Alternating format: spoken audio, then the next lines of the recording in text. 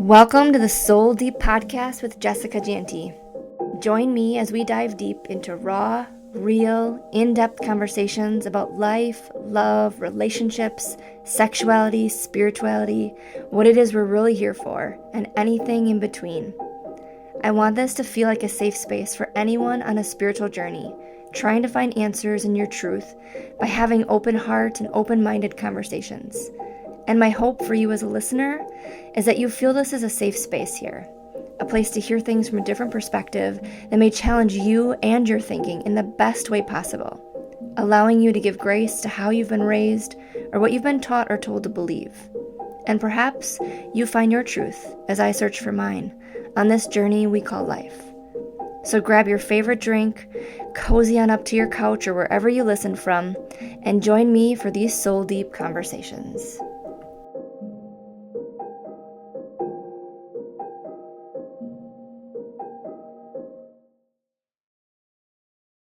Hello, everyone. Thanks for joining us here on this episode of Soul Deep with Jessica Janty. I have a special guest here with me today. This is Cindy, and I will let her talk about herself in just a moment, but I wanted to give a little intro on Cindy and how I got to know Cindy. So I think it's been about 2.5 years or so since I've known you. And that's been through, I think, the Nurse Coach Collective. I'm pretty sure if I remember correctly. So I was in the Nurse Coach Collective going through like major struggles, like what is this life in this world and all the things, like just my world was upside down. And I found you. I don't know if it was just because we were both in the Nurse Coach Collective groups and things, and somehow I found I you. don't remember if you were referred to me or Maybe it was a that. referral. I was trying to think about that this morning, like how did we get connected? Yeah, so you were my first coach. You were the first one Yeah. that like helped me walk through this like fiery stage of my life where I literally didn't know where to go, what to do. I had just quit my job and I was like, what do I even do? I don't even know how to do this. And I found you, and I think you were the first person that actually gave me permission, or that I maybe allowed to give me permission to question my faith, to question God, to question just anything and everything of my life, which was huge for me. Like I grew up in a very conservative Christian background where I didn't feel like I was allowed to question things. And my life felt like it was falling apart. And I think you just gave me this permission to say, okay, you can re-look at things a different way. Like it doesn't have to be this way that you've always done it. Like literally helped me get out of my box. I think that's where I started talking about this box that I felt like I was in for so long. And so Yeah. you were just super special to me. So I really appreciate you being here with us this morning. Before we like dive into more things, I would love to take a minute or two to take some breaths really to ground in. Are you okay with that? I would love that. Yes, let's do that. So I like to try to do this at the beginning of sessions just to bring presence into the moment. And so if you are with us and you are driving, please do not close your eyes and just slow, gentle breaths for this. But if you are in a place where you feel comfortable to close your eyes, I suggest doing that to really go inward. And so if you feel up for it, rubbing your hands together, your palms together, and this gets your left brain and your right brain lined up together. And then just bringing your hands to stillness. And we're just going to take some slow, easy breaths in through the nose and out through the mouth. And just continuing this breath at your own pace, trying to let your exhale be a little longer than your inhale. And when you're taking those inhales in, try to breathe all the way into your belly. And this can be a foreign concept for people, but just allowing yourself to have a straighter spine. We so often hunch over our desks if we work at a desk, or our phones.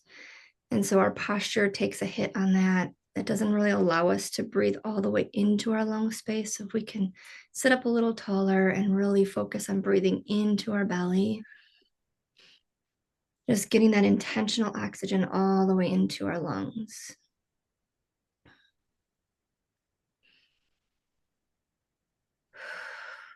And just taking a couple more breaths here. letting go of anything from earlier today, anything you need to do later today, and just being fully present here. So one more big inhale in and an audible exhale. Mm. You're welcome to stay with your eyes closed for a moment just to feel into what your breath brought your body here, just feeling fully into this present moment. And then whenever you're ready, just opening your eyes and coming back to the space here. Or you're welcome to keep them closed, whatever is comfortable for you. Thank you. That feels so good. Great way to get out of the monkey brain. Yes, absolutely, absolutely. So I love to have people bring their favorite cup of whatever your favorite cup is. For me, I am drinking my Dandy Blend today. I think I've drank that every time I've done a podcast episode, but I love it. I put a little bit of like sweet cream, almond and coconut milk creamer in. It's just, it feels like Yummy. comfort in a cup.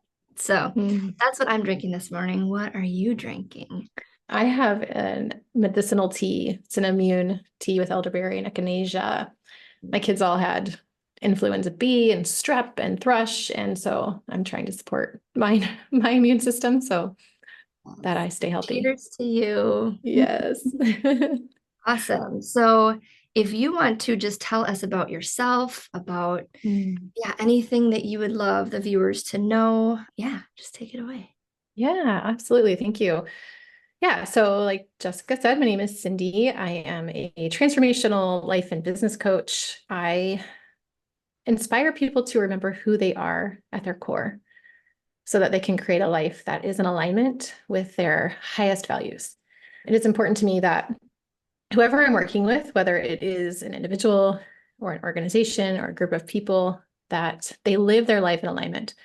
And the reason that's important to me is because that's the work that is for me. So it's my purpose. It is what I need most definitely and presently. And I offer that to others. So at the core of it all, and no matter what I'm doing, the one thing I want to know most about people is who are you at your core?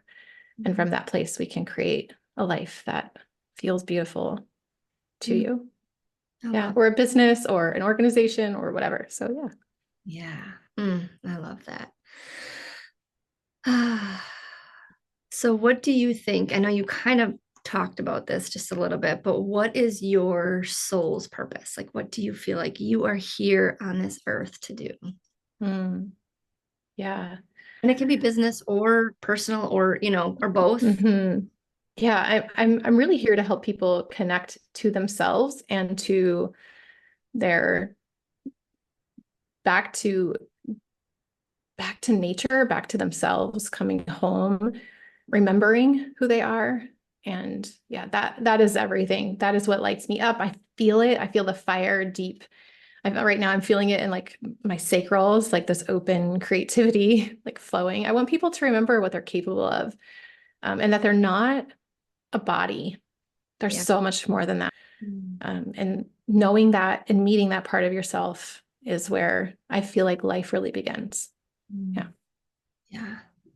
That's beautiful. Mm. And so you do that just through coaching itself? Yes. Yeah. I mean, it always comes back into that no matter what we're doing. So if we're focusing on your business, we transactional, it's always remembering what you're capable of by knowing who you are. Right. Mm. So I help people to create something that's beyond themselves. Mm. Yeah. Reach a little higher and do something that they think they cannot do because it's soul work, all of it. Yeah. Yeah. And I mean, for me, going through, working with you and things, I mean, there was so much resistance in myself, I know at first, like, wait, I don't know that I can do this. Like, I feel like I want to, or I feel like I'm made for more, but I don't really know like how to get there and what to do. And so I feel that fully. Like, I feel like I was really like you really give good permission to people to explore themselves, to really dig deep. Mhm. Yeah, and then create something from that, not just knowing it, but actually taking action and doing it and becoming it. Mhm. Yeah, yeah. A lot of my clients say that the hardest part with working with me is that they have to face their fears, right? So you actually have to face the thing that you're scared of, and I just bring you to it over and over again, and just giving you that knowing that you can step into that abyss, that you're on the precipice, and we can step forward, and it's not going to kill you, right?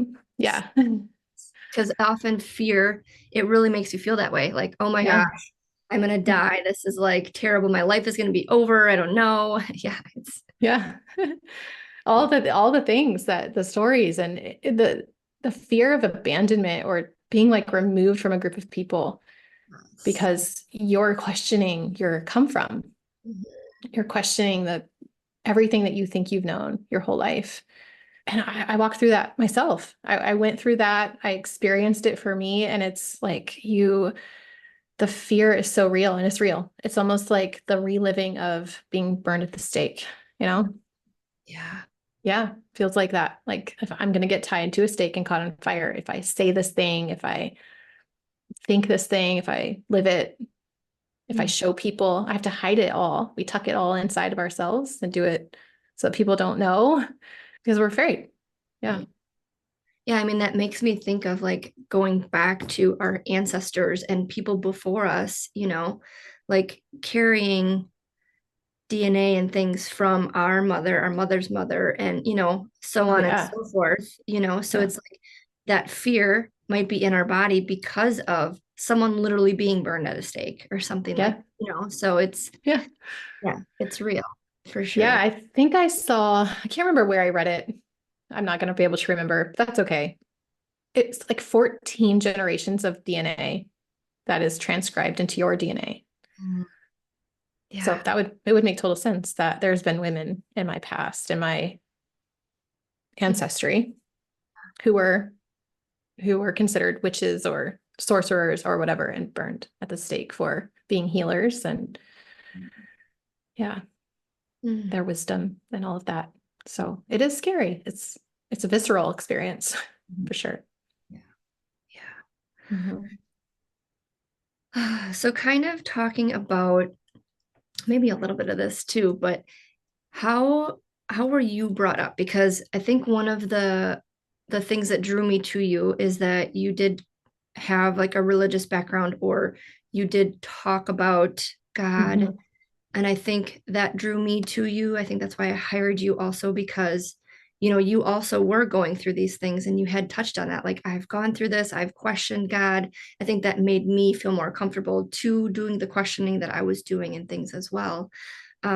So if you feel comfortable explaining, like, how did you grow up? Were you, what kind of religion were you in? And then how does that look now for you?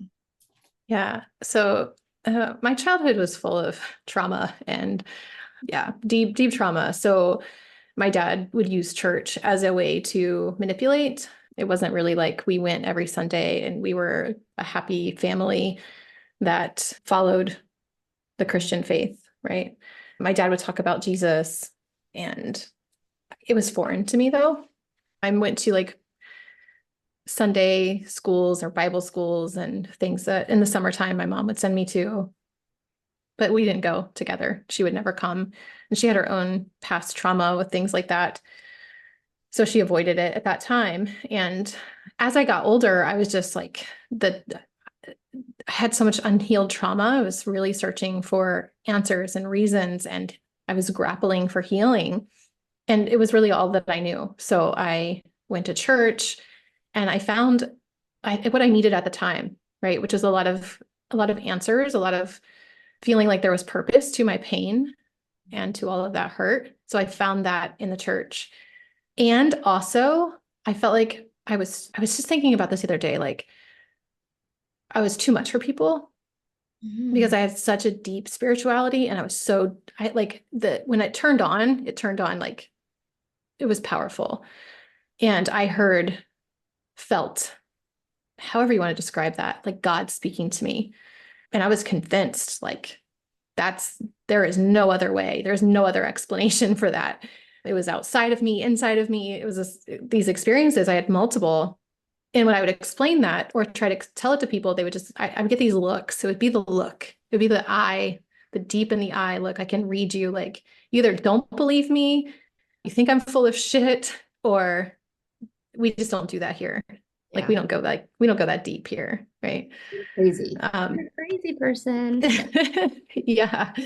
Yeah. And there was still just a part of me that just felt like this isn't this isn't it. There's something else. There's something more to this. I feel like I'm only getting a part of the story. Mm. It was COVID that around that time. Um, so that was like in my late 20s that I like really dove into that. And it took me through a lot of painful times, like infertility, and really gave me a lot of support at that time. And I would have probably called, like said happily, I'm a Jesus freak, right? Yeah. So, and I had like scripture memorized. I mean, it was like, man, I just read a scripture and I would remember it. It was wild. It was this wild experience that, yeah, I can't even tell you how. I would just look at it one time and it was like it just sank into my bones. Right. It was like I was so dry and so hungry for this truth. And I think there's a lot of truth there, but it's not a full truth Mm. that I have come to understand. Yeah.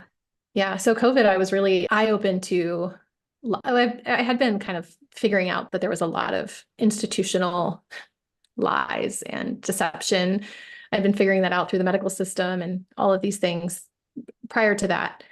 But it was really COVID that I saw that it wasn't just the medical system and the food industry that were corrupt. It was like everything. And at that point, I felt like nothing that I knew I could trust. I couldn't trust anything. Everything felt like a lie. I felt like I was standing outside of a matrix, looking at it like, what? Mm. Yeah. Right? It just felt so unsettling. And I just kept asking for truth. I just kept asking for answers. And what I kept finding wasn't what I thought I would find. Mm. And so I feel like there have been so many times in my life that I wasn't given permission to say I don't believe that, or Mm. to question a certain dogma or, religious belief or something. And that I went through periods of time with people telling me that I was a witch, and I received letters in the mail, and I got stuff in my inbox all the time and text messages from people. I'm burning my family. I'm going to burn in hell. All of this stuff. It was wild. And I just thought to myself, like, that isn't the God that I know. And I don't want to be a part of that. So I had to separate myself from it. Yeah. And I've just come to understand Jesus in a different way. And who he is to me is different than what I would have thought he was before. And I'm really settled in it. I'm really okay. So I'm not here for an argument or like, yeah. And I'm also okay with being wrong. And I think that's part of the journey as well, is that, like, yeah, I'm okay with admitting that I learned something new and that I have a new awareness of something else. Mm. And I'm not afraid to go deeper. So, Mm. yeah.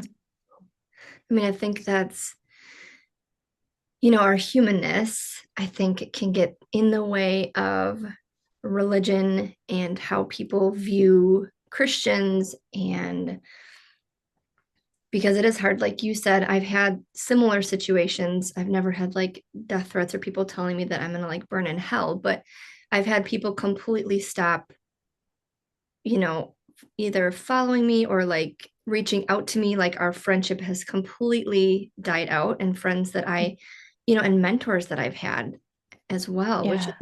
is Mm-hmm. really hard.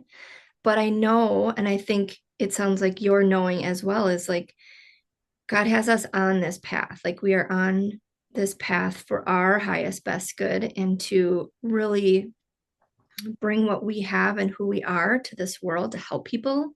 And Mm-hmm. however our path is to get there, it might not be the way that they want, all the other people want us to do it. And so then they, Yeah. come at us like, wait, you shouldn't be doing it. But that's not their path. That's our path. It's our Yeah. individual path. Mm-hmm. And so no one else can tell you that you're doing it wrong, because maybe God has you going through all these things and questioning Him and questioning everything so that you can come to the truth, so that you can come to share Mm-hmm. what you know, because maybe that's the way that people need to hear it. And so, yeah, I just find that super beautiful, and that you just kept on that path, and that you also then you led the way then for me to be able to question and be okay with it and know that it's okay because it's okay to Yeah. question. It is okay. Yeah.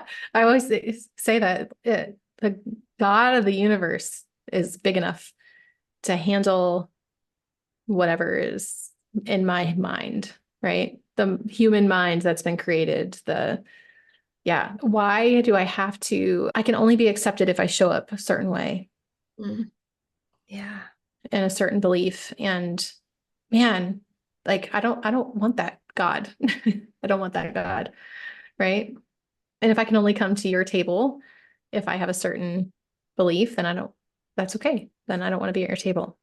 Yeah. Mm, so good. Hmm. So good. So how do you use what I mean, I guess would you say now that you are religious or spiritual, or like how do you address that if people ask you? I would definitely say spiritual. Yeah.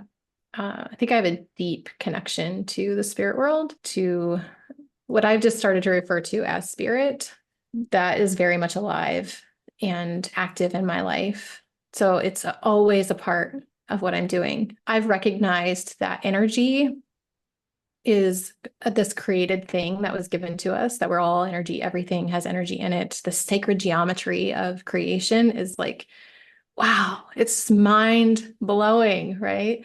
So I pull that into the work that I do. I will take my clients through like experiences where we'll do some energy work, where I get them deep into their bodies and I have them try to identify their emotions as if it's like a geometrical shape, right? Yeah. Because that's the way that if energy or emotion is energy in motion, and if all energy is a geometrical pattern, then like, is it a circle? Is it a triangle? Like, does it have a texture? And right, all of these things that we use in somatics, that I see it as this beautiful way to bring that together. So That's yeah. beautiful.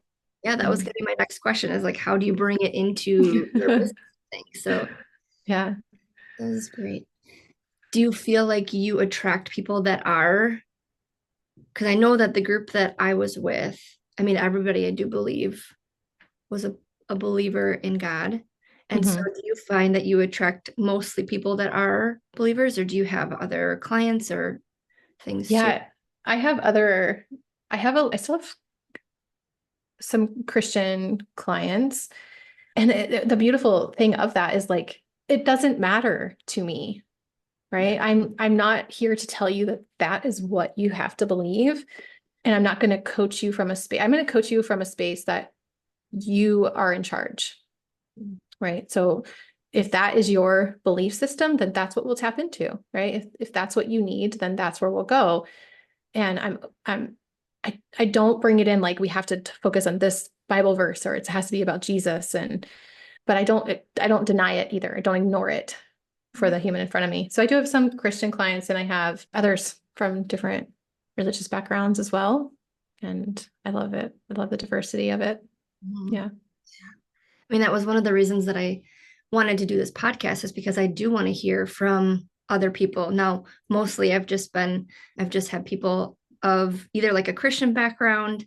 I think almost everybody so far has been a Christian background, but I do want to branch out just to hear other people like how they grew up, how they're bringing spirituality into their Mm. life, into their business, all of that, because it is fascinating to me. And I have, it's taken me, I mean, I'm 41 and 2.5 years ago wasn't the first time that I really started questioning things. So it's like I feel like I have so much to learn. Mm. So yeah, that was one of my reasons is to have these like deep conversations to go there to because people I think are often it's like one of those taboo topics that you don't talk about, Yeah. Yeah. religion, religion Yes. and politics.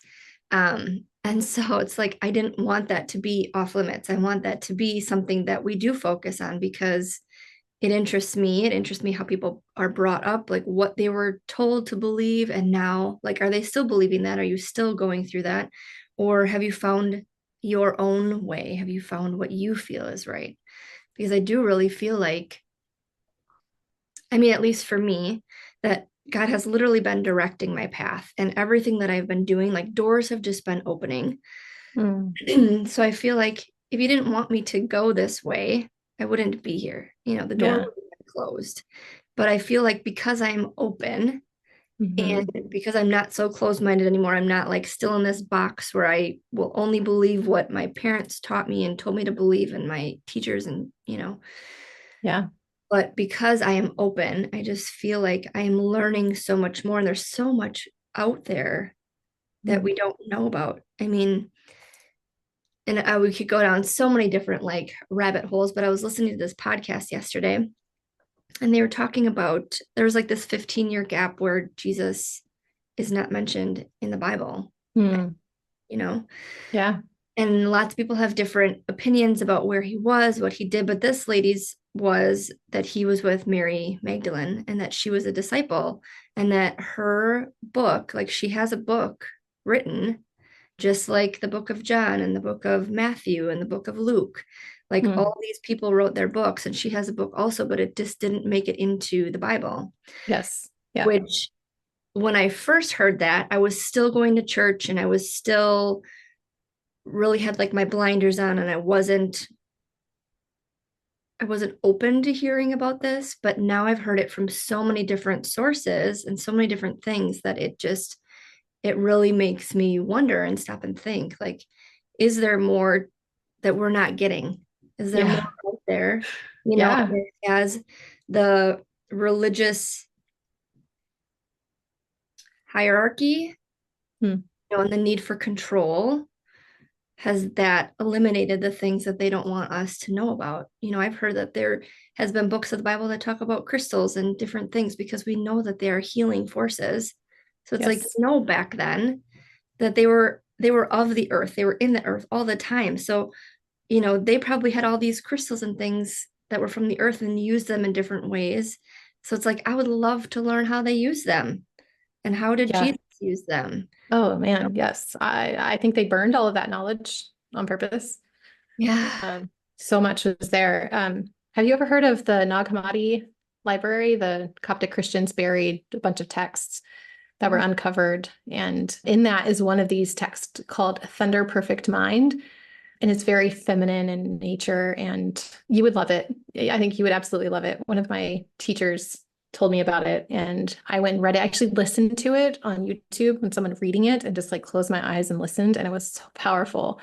Yeah, there's so much out there that people couldn't share because there was times when it was really dangerous, right? I mean, think of the wars and the crusades and Yeah. the witch burnings and Gonna say that too, which you brought up earlier. yeah.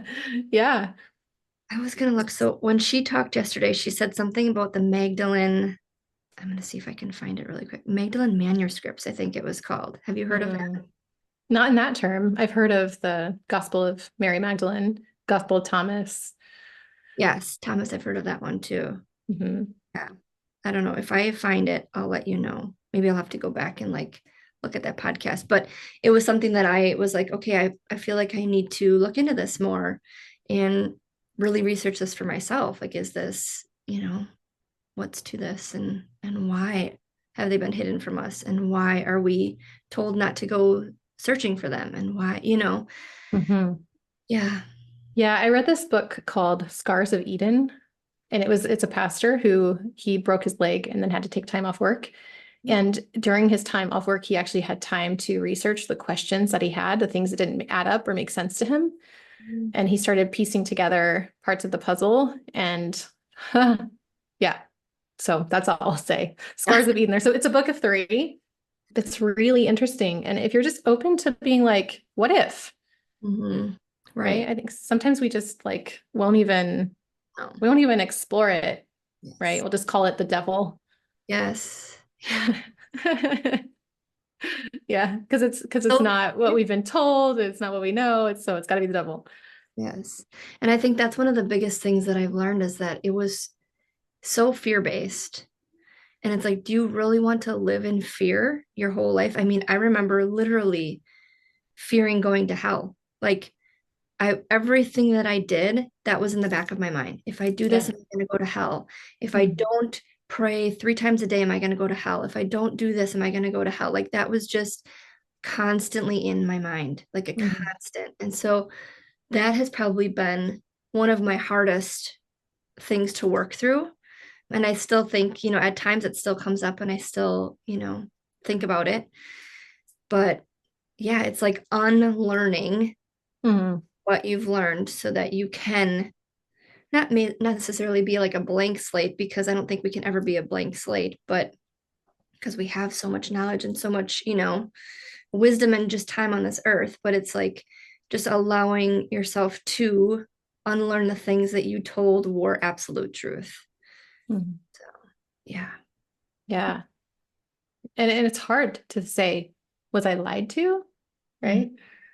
But I yeah, think it's all well-meaning people who absolutely. have beautiful intentions, Mhm. and it's what they were told and what they were told. And they, at some point down the line, when you really look at it, they had to believe that or else. Yeah. So it became a source of survival of Mhm. sorts, right? So I call yeah. it sometimes the telephone game, from the Mm. 20 generations before us.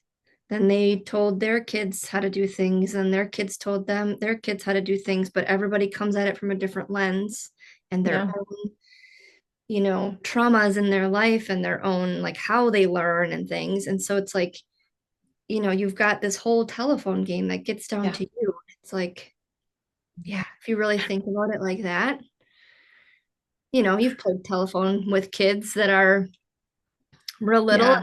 The story is never the same when you get back to, the beginning person. So yeah, super interesting.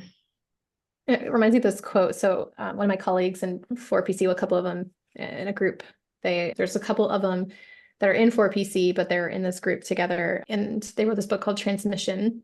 And this is a quote from Teo, who is he's the teacher, that the shaman that they all work with. And he wrote the foreword to this book, the beginning part. And he said, "This is the work that nobody wants to do.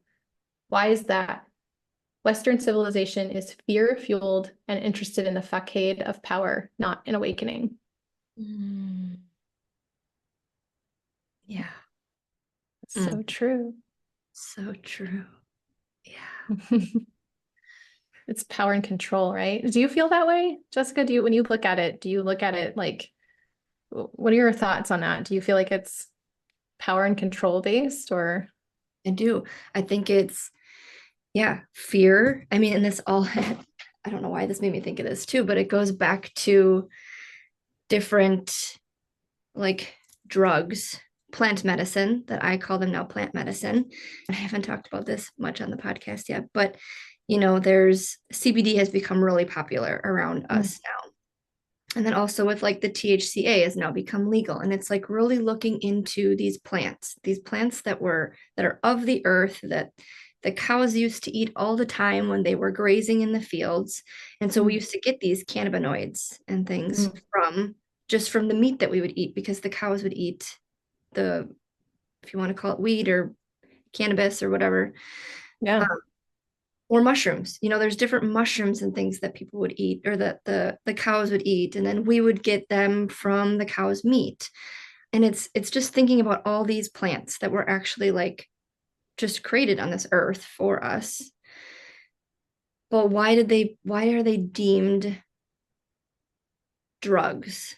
Mm. Like, yes, obviously they're Mhm. synthetic and we've made a drug out of, but Mhm. this kind of goes into, like, the Western medical model too, of if you're sick, take a pill. And instead of maybe seeing what you could do to help yourself, or maybe make a tea out of these leaves, or maybe make, something that you can help heal yourself from the plants of the earth, instead of running to your doctor to find a synthetic pill that you're going to have to take for the rest of your life. Mm. So I do feel, kind of circling around back, I do feel that a lot of it is fear, Mhm. control. Mhm. Control, I think, is big, because I think if you use these things and then you don't buy into the medical model, and you don't continue to go, and we're not continuing to get sick, it's like this sickness model, I feel like, is what Oh Western yeah. is. And so they're just, because they're being paid by pharmacological, Huh. places, Yep. and all of this. So why would a doctor, if he's getting paid to give you this prescription, why would he tell you to go heal yourself when he can now make money by telling you to take this pill?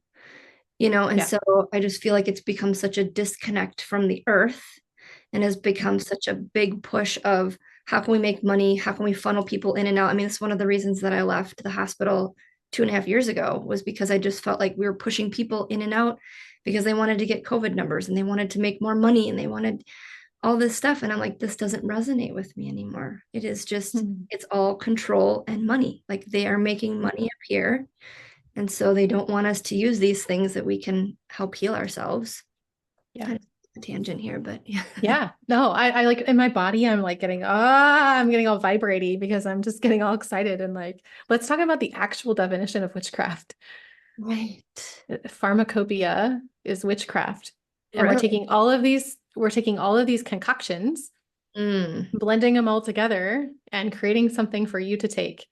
And isn't that why the witches were burned? Yeah. For Wow. doing that? Right. Only these things are synthetic and you're stuck on them for life. And then you need another one to help with that one, another one to help with this one. You get a And side I'm not effect saying from this that, one. and some of it is actually like pertinent and helpful Yeah, absolutely. and necessary. And I'm thankful for the life-saving, like modern, yeah, that we have this knowledge and understanding of the body and how it works and what we can do to help. Mhm. And also, there are plants who can do that stuff too. And there are more gentle ways that we can do that. And it's a lost art. It's a lost knowledge. I wish I knew more. It's kind of like Mm. the thing that is in the background. Like I wish I was a medicine woman who had medicinal plants. And I actually have medicinal seeds sitting on my desk that I bought so Oh, that's that amazing. eventually I can grow a medicinal garden and be a If you be have a a dream, modern day witch. I feel like if you have a dream, then you should do it because I feel like we are given dreams and we're given desires that other people are not. And so that is part of you. So maybe that's like part of your next step is really getting into Mm, that medicine. yeah. Oh my goodness. I would love that so much. It's like, oh, yeah. It Stopping- would feed my What's soul. stopping you?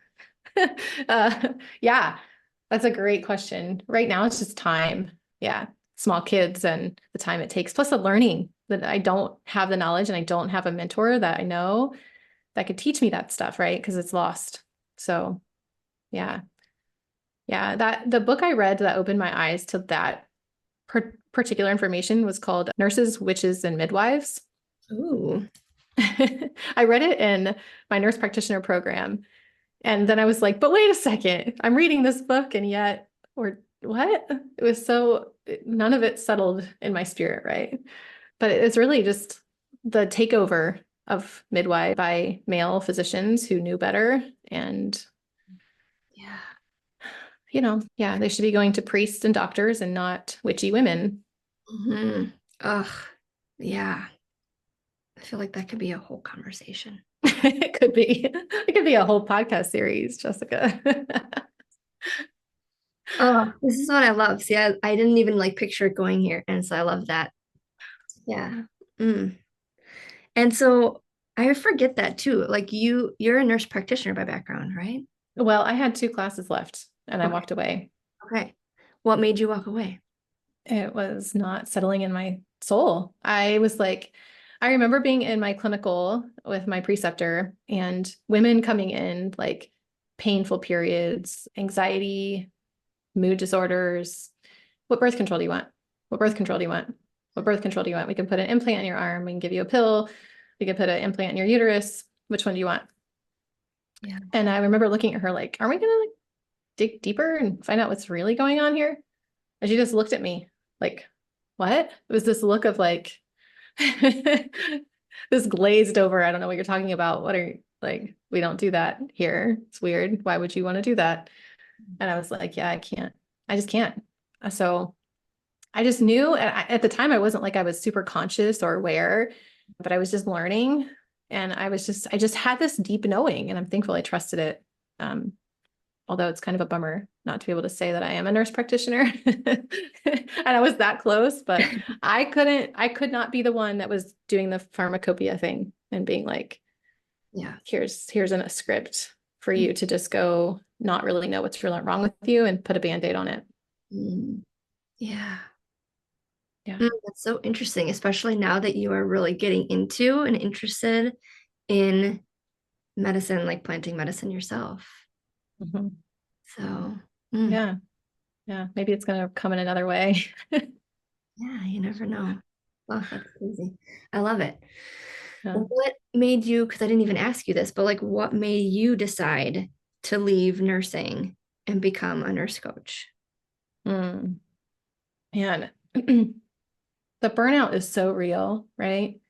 I felt like I created a natural childbirthing class at the hospital I was working at. So my background, I did ICU, I went to labor and delivery. I have my master's in nursing education. So I taught nursing at clinical. I've done the didactic portion. I worked at a university where I mentored nursing students through an entire program. And that's really where I got the skills, I think, to be a strong coach. It was a solid foundation for that. But it was like I always felt like I was the only one on the unit who was like, this sucks. I don't want to be here. I love my patients. And there's parts of nursing that I adore, but everything else was it was horrible. There was a lot asked of you ethically, mentally, emotionally. There wasn't really space working in a high stakes environment like ICU, like labor and delivery, where it's like literally it can be life or death in a moment. And seeing the things that you see and having no place, no know-how, no skills, no knowledge of how to process all of that. Right. And then just being on the other side of being the teacher of the students who are already nurses and they're going on for higher degrees and I'm mentoring them and I'm with them through the shit, through it all, right? And I'm hearing their stories and I'm listening to their woes. And I'm like, isn't anybody going to do anything about this? Say, hello, anybody out there? And then I was like, oh, hi, I guess it could be me. Starts with me. Yeah. Yeah. Mm. Yeah. But it was really my own story of like getting through burnout, losing another baby. And it was in that loss I left work. It was the whole day. I can remember the day very clearly because I had a very unhappy student who was really upset about it wouldn't matter, honestly. If there was nothing or something to be upset about, she was going to find it. It's kind of one of those people that you'll never be able to please. And she was taking it all out on me. And I was on the phone with her and I remember getting off the phone and leaving my house to go to a doctor's appointment. And I got to that appointment and there was no baby. There was no heartbeat. And I was 13 weeks pregnant and I left, took medical leave. And then it became super evident that my nervous system was like on fire and I was like a train wreck. And I went through therapy and I was diagnosed with PTSD, childhood trauma. All the things I had been working on in my life were coming to a big fat head. And so I left, never came back, went into the Nurse Coach Collective, worked just a little part-time job and built my business. That's awesome. Yeah.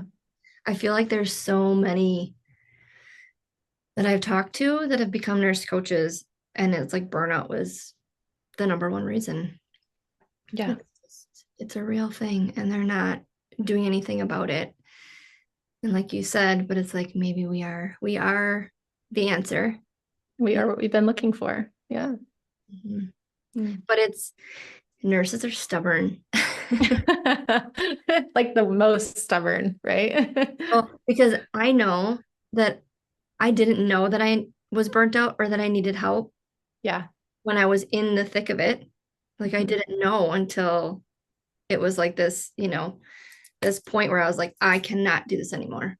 But prior to that, I don't think I realized that it was burnout. I didn't know that there was another way. I didn't know so many things. Like even if you would have told me that a plant could help you or food could heal your body or doing breathing a certain way can help heal trauma or like all of this stuff, I would have laughed in your face. So Yeah. I know coming from that background that we are very critical as nurses. Like, no, Mhm. right? Like, what are you talking about? Especially something that's considered like woo woo, Yeah. coming Yeah. from Because we have the scientific background, right? yes, right. And yeah, it would prove a lot of the things that we do wrong. So can't have that. That's like just like the religious thing, right?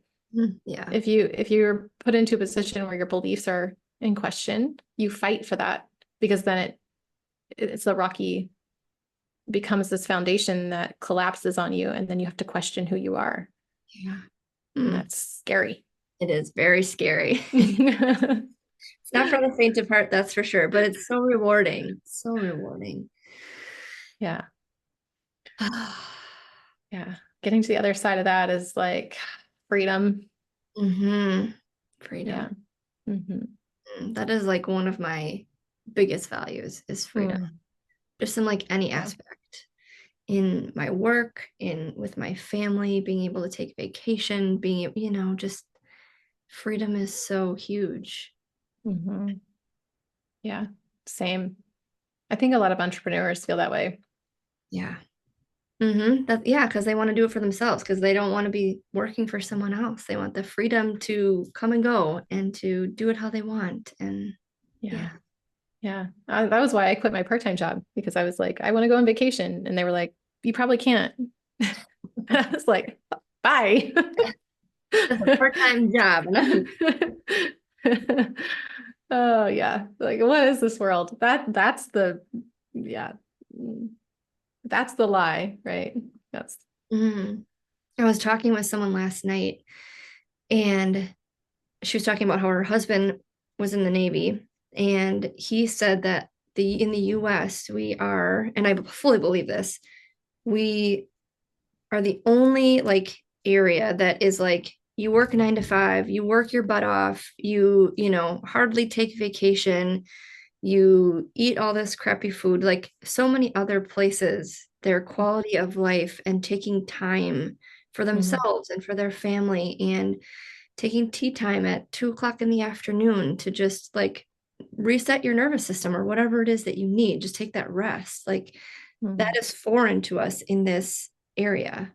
I think Yeah. it's becoming a little more, at least in the circles maybe that I'm in and things, I'm seeing that more where people are valuing that more and valuing their freedoms and valuing wanting to take vacations with their family and valuing, things that are looked at like, no, that's not how we do things over here. You work until you are almost dead, and then you retire. And then can you even go and do anything anymore? Because your body is so tired and worn out, and you haven't fed it right, you haven't exercised well. And so then you're sick. And now you're stuck in this like, Mhm. it's just sad. It's so sad. Mhm. And so Yeah. that's one of my biggest things for doing this and talking about it and showing up how I am, is so that people can see that there is another way. It doesn't have to just be this way that like your family has done it or you were told to do it. Like you Mm. can pave your own path. Yeah. Yeah. Freedom and permission. It's kind of the word that I use a lot. It's like you have full permission Yeah. to create your own life, that align with your values and what you value. Yes. Right. Yeah. So, Yeah. Mhm. this has been such a great conversation. A lot of fun. Yes. Yeah. I love this stuff. I could do more of this. Every time I Yeah. have a conversation with someone too, I'm like, oh, I feel like we could go longer. But podcast times, people like usually like 45 minutes to an hour for an episode. That seems to be like typical, unless Yeah. you're like a Joe Rogan where it's like 3 hours or you gotta, But you you know, can't. You have to do it in pieces. right. Yeah. Yeah. So yeah, if you want to just tell our listeners here, like how people can find you, how they can work with you, like where you're at, what you're doing. Yeah. Yeah. So my business is called Arrows on Purpose. I have a Facebook group that I used to nourish a lot, and then I got overwhelmed and busy and didn't nourish it. And so I just started coming back into that space again. So please come in and join me there so that we can have some fun together. And yeah, I have some ideas of things I want to bring into that space. You can find me on Facebook. It's Cindy L. Sammetinger is my Facebook handle. I am connected to Instagram, although I don't technically post on Instagram. Everything that I post on Facebook usually goes, most of it, not all of it, but most of it goes into Instagram as well. And my website is www.arrowsonpurpose.com. And don't judge me too hard. It's a little dated because you know how that is. That's like, yeah, a few years behind. I'll get there. Yeah, And you do one-on-one coaching and you do I group do. coaching as well? Yeah, I don't currently have a group because I'm reframing, I'm transitioning. I am looking to do some. So I work with leaders, I work with creators, I work with visionaries and entrepreneurs who work in high stakes environments, who are prone to burnout, their decisions are sometimes life and death. And sometimes there's people involved or there's money involved. And so it feels really high stakes. So I help people to grow greater capacity Mm. to be able to make decisions, negotiate, have a stronger, more regulated nervous system, come back to the core of who they are, and increase their productivity, grow their business, make more money, have more time, more freedom, more joy in their life. So yeah, one-on-one, probably some group spaces will be coming, but right now I don't have one currently running. But yeah, I'm in this transitional space. So most of my work at this time is one-on-one. Awesome. And you do have a Yeah. podcast too, I forgot because I was on your Yeah. podcast. Yes. And Yeah. that Yeah. Yeah. joy, activating joy. Activating, activating joy. Awesome. And I'll put Yeah. links to all of that underneath this in the notes here. So you can find Cindy, yeah, through any of the links that I'll post here. And anything else that you want to leave off with, or otherwise we can just. Hmm. Yeah. I mean, let's just give everyone permission wherever you are, whatever transition you're in, whatever questions you have, it all gets to be there. And when we suppress and try to ignore, bypass those things, we cause ourselves harm. We create disease in our body and in our relationships, in our work, in our life. And so, yeah, give it space, let it be there. Yeah. I love that Yeah. one. Way to end. Thank you so much for being here. I loved Thank you, this Jessica. conversation. So. Yes, me too. Thank you, Jessica. Have a beautiful day.